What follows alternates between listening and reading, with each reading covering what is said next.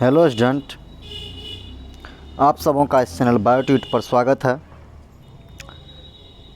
इस वीडियो में हम लोग male reproductive system and female reproductive system को देखेंगे। Male reproductive system consist of portions which produce the germ cell and other portions that deliver the germ cell to the site of fertilization।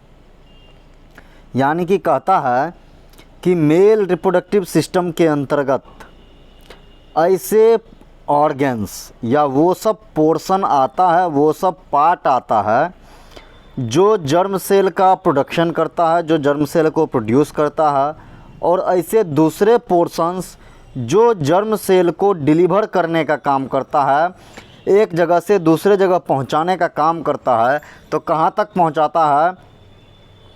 तो site of fertilisation, जहाँ पर fertilisation की क्रिया होती है वहाँ तक जो जर्म सेल को पहुंचाने का काम करता है। तो वो सारा ऑर्गन और जो ऑर्गन या जो पोर्शन जर्म सेल का निर्माण करता है, तो ये दोनों पोर्शन मिल करके मेल रिप्रोडक्टिव सिस्टम का निर्माण करता है। एक पोर्शन जो जर्म सेल का निर्माण करता है और दूसरा पोर्शन जो जर्म सेल को साइट ऑफ फर्टिलाइजेशन तक पहुंचाता है।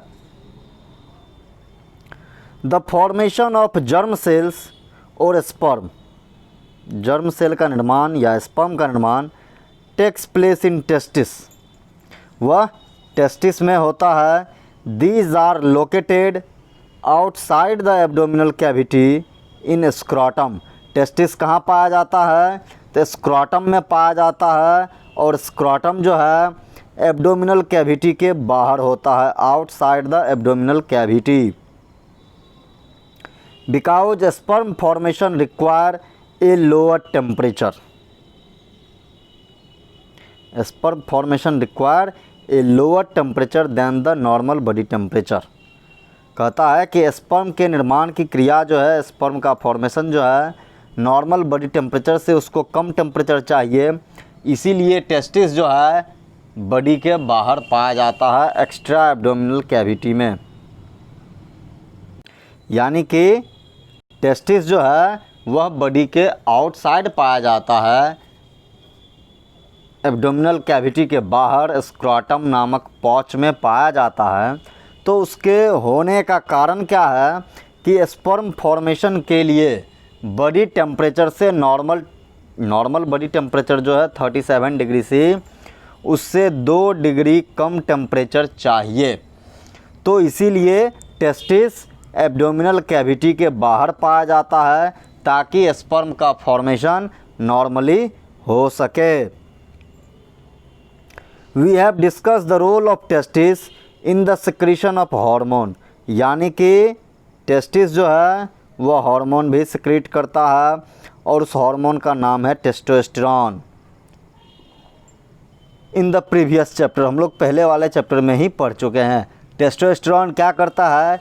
तो मेल रिप्रोडक्टिव कैरेक्टर जो है उसको कंट्रोल करता है, secondary sexual character of male को कंट्रोल करता है।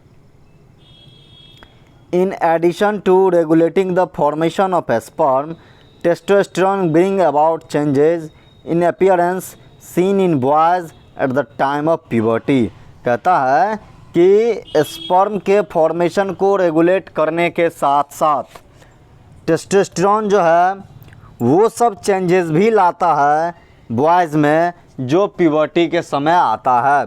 यानी कि प्यूबर्टी के समय जो चेंजेज आता है बॉयज़ में, जिसको सेकेंडरी सेक्सुअल कैरेक्टर कहते हैं, उसके अपीयरेंस के लिए टेस्टोस्टेरोन रिस्पॉन्सिबल होता है। The sperm formed are delivered through the vas deferens which unites with tube coming from the urinary bladder. कहता है कि स्पर्म जो है वह उसके बाद चला जाता है भास डिफरेंस में, और फिर जुट जाता है एक ऐसे ट्यूब से जो यूरिनरी ब्लैडर से आते रहता है, जिसको यूरेथ्रा कहते हैं। यानी कि स्पर्म जो है भास डिफरेंस से गुजरने के बाद एक यूरेथ्रा नामक ट्यूब में जुट जाता है। द यूरेथ्रा दस form A common passage for both sperm and urine. और यूरेथ्रा जो है वह एक कॉमन पैसेज बनाता है स्पर्म और यूरिन दोनों के लिए, यानी कि वह कॉमन पैसेज हो गया जिससे होकर के यूरिन और स्पर्म दोनों जाता है, तो वो यूरेथ्रा होता है। यूरेथ्रा पेनिस के टिप पर खुलता है, तो अलग अलग समय में दोनों चीज़ बाहर निकलता है। स्पर्म अलग निकलता है, यूरिन अलग निकलता है, लेकिन दोनों के निकलने का पैसेज जो है वह यूरिनरी ब्लैडर के बाद सेम होता है। यूरिनरी ब्लैडर के नीचे यहाँ हम लोग देख सकते हैं मेल रिप्रोडक्टिव सिस्टम में, यहाँ देखिए ये टेस्टिस है। टेस्टिस में स्पर्म बना और स्पर्म बनने के बाद इस रास्ते से ऐसे गुजरता है, तो यहाँ तक आया। तो ये भास्ट डिफरेंस है, ये सेमिनल वेसिकल्स होता है, और फिर ये यूरेथ्रा है। यहाँ यूरिनरी ब्लैडर है, और वहाँ पर यूरिन जो है वह जमा रहता है। ब्लैडर यानी कि यूरिनरी ब्लैडर है। ये प्रोस्टेट ग्लैंड है। और यहाँ देखिए, यहाँ एक चीज़ जो देखने वाली चीज़ है क्या है कि यहाँ पर इधर से आया स्पर्म और इधर से आया यूरिन, दोनों आकर के यहाँ पर इस जगह पर दोनों मिल गया है, दोनों इस जगह पर यूनाइट हो गया है। और इस ट्यूब को, जो ट्यूब पेनिस होके गुजरेगा और वह ट्यूब जो है यहाँ तक आया है, तो उसको हम लोग यूरेथ्रा का ये टिप हो गया, जो पेनिस का टिप होता है वहाँ तक यूरेथ्रा आता है। तो जब स्पर्म को निकलना होता है तो स्पर्म ऐसे जा कर के इसी रास्ते से निकलता है, और जब यूरिन को निकलना होता है तो यूरिन भी इसी रास्ते से बाहर आता है। तो दोनों अलग अलग टाइम पर आता है, एक साथ यूरिन और स्पर्म बाहर नहीं आते हैं।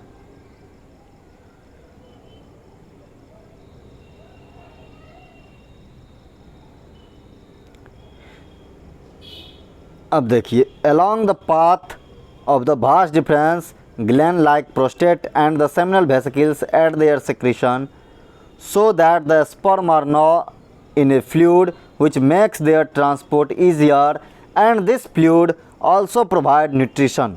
कहता है कि जिस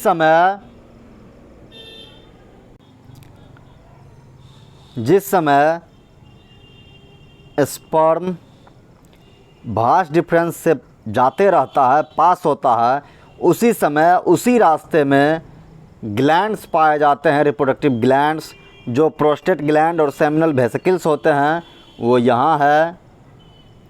ये सेमिनल वेसिकल्स है और ये प्रोस्टेट ग्लैंड है। तो जब स्पर्म पास करते रहता है तो स्पर्म में सेमिनल वेसिकल्स और प्रोस्टेट ग्लैंड का सिक्रीशन जो है वह मिलता है। तो वही कहता है along the path of the vas deferens, gland like prostate and seminal vesicles add their secretion। यानी कि जिस समय भास डिफरेंस से पास होते रहता है और उसके आगे स्पर्म, उसी समय प्रोस्टेट ग्लैंड और सेमिनल वेसिकल्स जो है अपना सिक्रीशन ऐड करता है उसमें, और इसीलिए स्पर्म जो है वह एक फ्लूइड बन जाता है। यानी कि उसका सिक्रीशन मिलने के बाद फ्लूइड बन जाता है, जिसको हम लोग सीमेन कहते हैं। तब वो सिर्फ स्पर्म नहीं होता है, उसके बाद वो सीमेन होता है। तो सीमेन ही फ्लूइड लाइक स्ट्रक्चर हो गया, और सीमेन में क्या हो गया कि रिप्रोडक्टिव ग्लैंड के सिक्रीशन और स्पर्म का मिला हुआ रूप जो है collective form of secretion of reproductive gland and sperm called semen. तो ये फ्लूइड जो है वह सीमेन होता है, और कहता है कि वो फ्लूइड यानी कि सीमेन जो है स्पर्म के ट्रांसपोर्ट को ईजियर बना देता है, आसान बना देता है, और यही फ्लूइड स्पर्म को न्यूट्रिशन भी प्रोवाइड करता है। The sperm are tiny bodies that consist of mainly genetic material. Sperm बहुत छोटा स्ट्रक्चर होता है जिसमें मेनली जेनेटिक मटेरियल पाया जाता है, एंड ए लॉन्ग टेल, और एक लॉन्ग टेल पाया जाता है जो उसको मूव करने में मदद करता है towards the female germ cell, female gamete के तरफ, फीमेल बॉडी के अंदर मूव करने में मदद करता है। तो स्पर्म का जो पाथ है वो टेस्टिस में बनने के बाद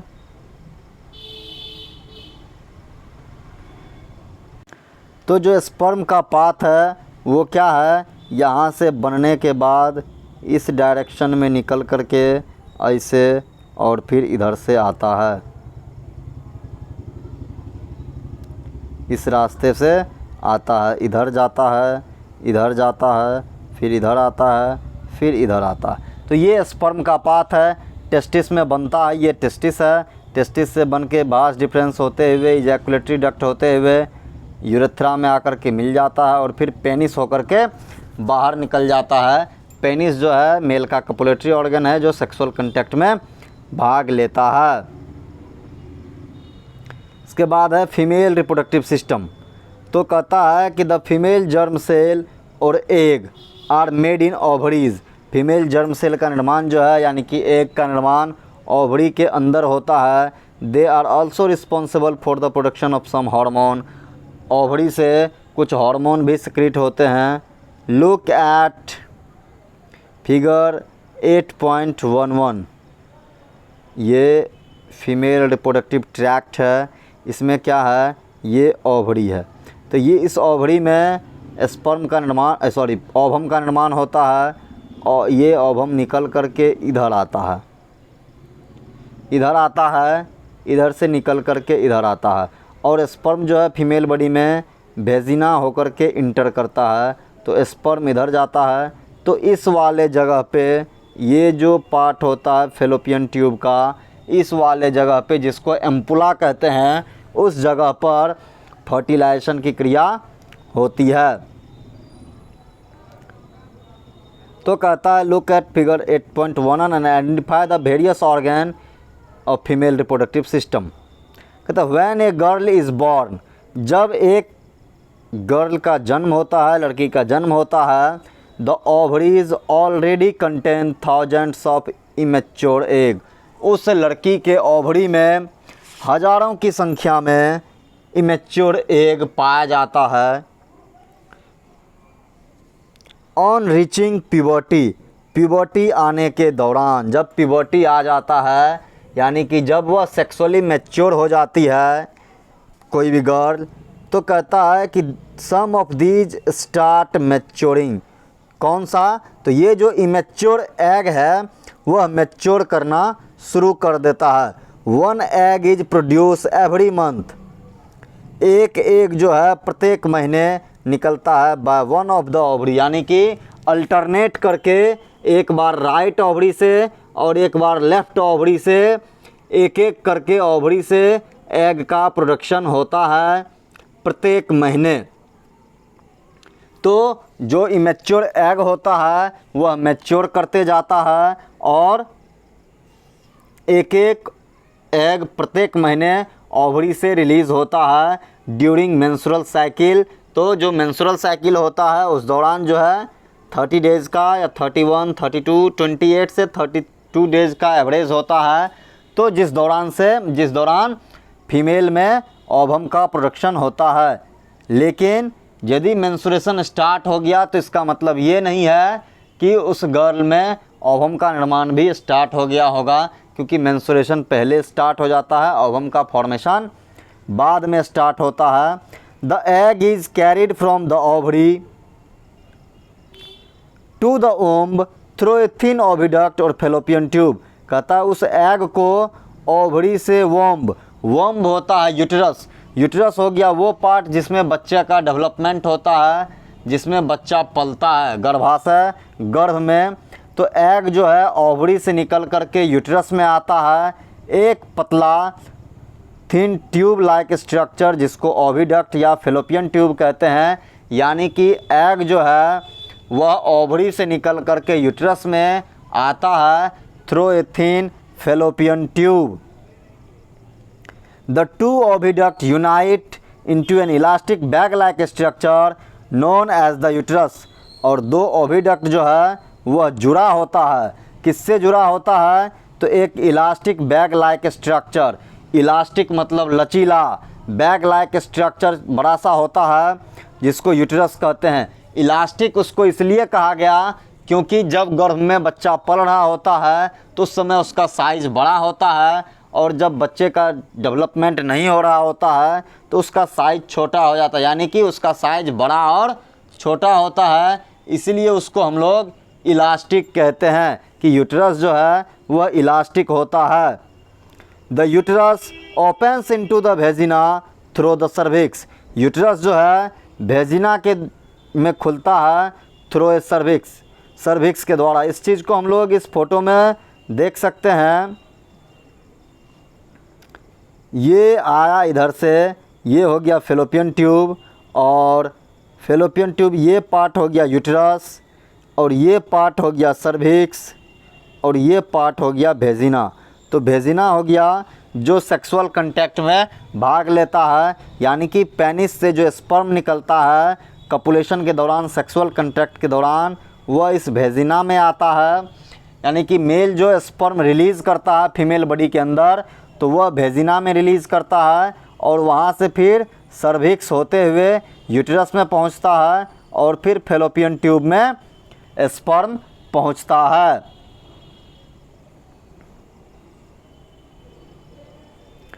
तो वो यूट्रस खुलता। उसके बाद कहता है the sperm इंटर्स through the vaginal passage. Sperm जो है वह ड्यूरिंग सेक्सुअल इंटरकोर्स के दौरान, यानी कि सेक्सुअल कांटेक्ट के दौरान, जब सेक्सुअल एक्ट होता है मेल और फीमेल के बीच, तो उस दौरान जब मेल अपना स्पर्म फीमेल बॉडी में प्रोड्यूस करता है, रिलीज करता है, तो वो स्पर्म उसी वेजिनल पैसेज वेजिना के द्वारा जो है फीमेल बॉडी में इंटर करता है। दे ट्रेवल अपवार्ड, और वह स्पर्म जो है अपवार्ड ट्रेवल करता है, and reach the oviduct where they may encounter the egg. और स्पर्म जो है वह अपवार्ड डायरेक्शन में ट्रेवल करता है, और फिर कहाँ पहुँचता है? यूट्रस के द्वारा ओविडक्ट में। ओविडक्ट यानी कि फेलोपियन ट्यूब में पहुँचता है, जहाँ वह एग के साथ इनकाउंटर करता है। इनकाउंटर यानी कि एग के साथ फ्यूजन करता है, मिलता है, फर्टिलाइजेशन होता है। तो फर्टिलाइजेशन की क्रिया जो है वह ओविडक्ट यानी कि फेलोपियन ट्यूब में होती है। और जब फर्टिलाइजेशन होता है तो कहता है द फर्टिलाइज एग, जिसको हम लोग जायगोट कहते हैं। तो फर्टिलाइज्ड एग जो है, जब एग से स्पर्म मिल जाता है तब जायगोट का निर्माण होता है, और वह जायगोट फिर यूट्रस की तरफ ट्रैवल करता है। तो ये कहता है कि the fertilised egg, the zygote gets implanted in the lining of uterus. Implanted मतलब हो गया कि वह जायगोट जो है वह डिवीज़न होते होते यूट्रस में आता है, और यूट्रस के वाल से, यूट्रस के लाइनिंग से अटैच हो जाता है। जो इंडोमेट्रियम का लाइनिंग होता है उससे अटैच हो जाता है। तो इम्प्लांटेशन का मतलब हो गया अटैचमेंट। वह जायगोट या एम्ब्रियो जो है वह यूट्रस के वाल से अटैच हो गया, तो उसी अटैचमेंट को इम्प्लांटेशन कहते हैं। तो वह यूट्रस के लाइनिंग से अटैच होता है, और फिर डिवीज़न उसमें स्टार्ट होता है। We have seen in earlier section that the mother's body is designed to undertake the development of the child। तो हम लोग पहले सेक्शन में ही देख चुके हैं कि मदर्स बॉडी जो है वह डिज़ाइन किया हुआ रहता है, मतलब उस तरह से बना होता है। किस चीज़ के लिए? तो जो चाइल्ड का डेवलपमेंट होगा उस चीज़ को करने के लिए, बच्चे के डेवलपमेंट को होने के लिए, उसके अंडरटेकिंग के लिए मदर बॉडी पहले से डिज़ाइंड होता है। Hence the uterus prepare itself, और इसीलिए यूट्रस जो है खुद को प्रिपेयर करता है every month to receive and nurture the growing embryo, nurture the growing embryo. यानी कि इसीलिए यूट्रस प्रत्येक महीने खुद को प्रिपेयर करता है ताकि वह ग्रोइंग एम्ब्रियो को रिसीव कर सके और उसको न्यूट्रिशन दे सके। नर्चर का मतलब हो गया न्यूट्रिशन प्रोवाइड करना। तो यूट्रस में अटैचमेंट के लिए प्रत्येक महीने यूट्रस खुद को प्रिपेयर करता है, और फिर ताकि जायगोट रिसीव हो सके और उसको वह न्यूट्रिशन दे सके।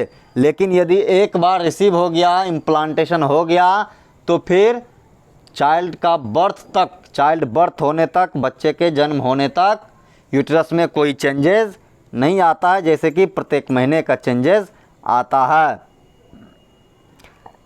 The lining thickness is richly supplied with blood. Uterus का लाइनिंग जो है वह काफ़ी थिक होता है एंड वहाँ काफ़ी ज़्यादा ब्लड का सप्लाई होता है, ताकि ग्रोइंग एम्ब्रियो को नरिशमेंट मिल सके, ग्रोइंग एम्ब्रियो को न्यूट्रिशन मिल सके। The embryo get nutrition from the mother's body. Embryo जो है मदर्स ब्लड से न्यूट्रिशन लेता है with the help of a special tissue called placenta. तो मदर्स बॉडी से, मदर्स ब्लड से बच्चा जो है एक स्पेशल टिश्यू, स्पेशल ट्यूब से जुड़ा होता है, जिसको प्लासेंटा कहते हैं। तो मदर्स बॉडी और डेवलपिंग एम्ब्रियो के बीच जो कनेक्शन होता है वो प्लासेंटा होता है। कहता placenta is a disc which is embedded in the uterine wall. Placenta जो है वह मदर के यूट्रस वॉल में धंसा होता है। इट कंटेंस विली, और उस जो यूट्राइन वॉल में धंसा होता है प्लासेंटा, तो उसमें विली पाया जाता है embryo side of the tissue. तो एम्ब्रियो के तरफ विली होता है, और वहाँ क्या होता है कि ताकि न्यूट्रिशन ज़्यादा से ज़्यादा जा सके बच्चे के शरीर में।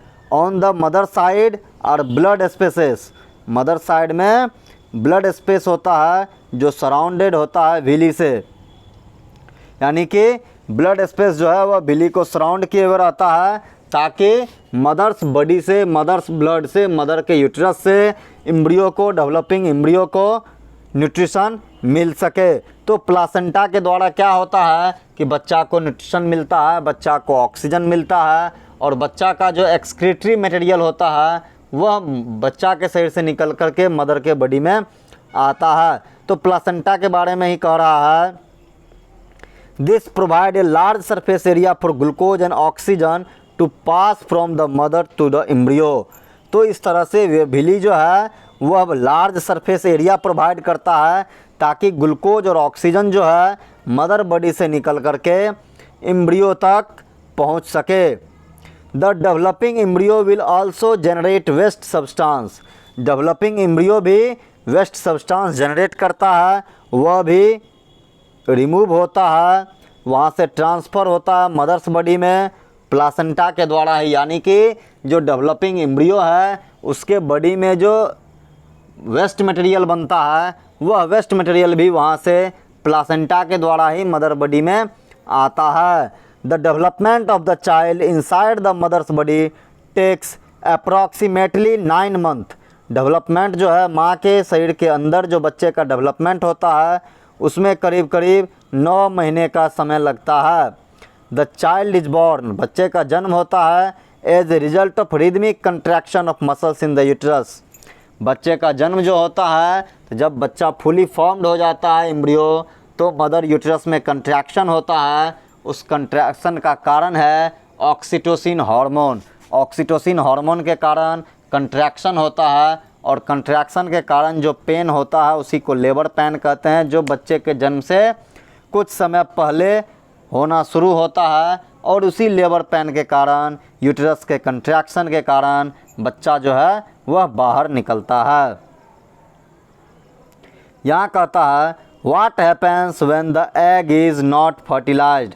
क्या होगा यदि एग फर्टिलाइज नहीं हो। अभी हम लोगों ने ऊपरी सेक्शन में देखा कि यदि एग फर्टिलाइज होता है, जायगोट बनता है, एम्ब्रियो बनता है, इम्प्लांटेशन होता है, डेवलपमेंट होता है, और फिर बच्चे का विकास होकर के फिर चाइल्ड बर्थ होता है।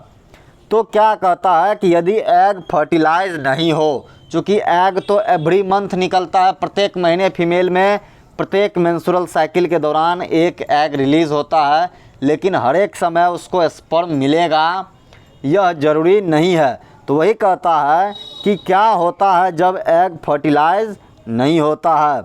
कहता if the egg is not fertilise it lives about 1 day. यदि एग फर्टिलाइज नहीं होता है तो यह करीब करीब 24 घंटे तक जिंदा रहता है। Since the ovary release 1 egg every month, चूँकि ओवरी से प्रत्येक महीने एक एग निकलता है, the uterus also prepare itself every month, और यूटरस भी खुद को प्रिपेयर करता है every month to receive a fertilised egg. तो प्रत्येक महीने ओवरी से एक एग निकलता है, एक ओवम निकलता है, और यूटरस भी प्रत्येक महीने खुद को प्रिपेयर करता है कि फर्टिलाइज्ड एग, जायगोट या एम्ब्रियो जो है वह रिसीव हो सके, वहाँ इम्प्लांट हो सके। उस चीज़ के लिए प्रत्येक महीने यूटरस में चेंजेज आता है। दस it's lining become thick and spongy, और इसीलिए यूटरस का लाइनिंग जो है प्रत्येक महीने थिक और स्पॉन्जी हो जाता है। तो ये काम प्रत्येक महीने होता है। प्रत्येक महीने यूटरस का वाल थिक होगा, स्पॉन्जी होगा, प्रत्येक महीने टूट जाएगा और फिर हर एक महीना नया नया वाल बनते रहेगा। कहता this would be required for nourishing the embryo. तो ये थिक वाल और स्पॉन्जी बनने का कारण क्या है कि ये बनता है ताकि यदि एम्ब्रियो आए या फर्टिलाइज्ड एग आए और वह इम्प्लांट हो जाए तो उसके नरिशमेंट के लिए ये ज़रूरी होता है, एम्ब्रियो के नरिशमेंट के लिए। If fertilisation has taken place, यदि फर्टिलाइजेशन होता है तब। Now however this lining is not needed any longer. यदि फर्टिलाइजेशन नहीं होता है तो उस लाइनिंग का कोई ज़रूरत लंबे समय तक नहीं होता है। So the lining slowly breaks and comes out through the,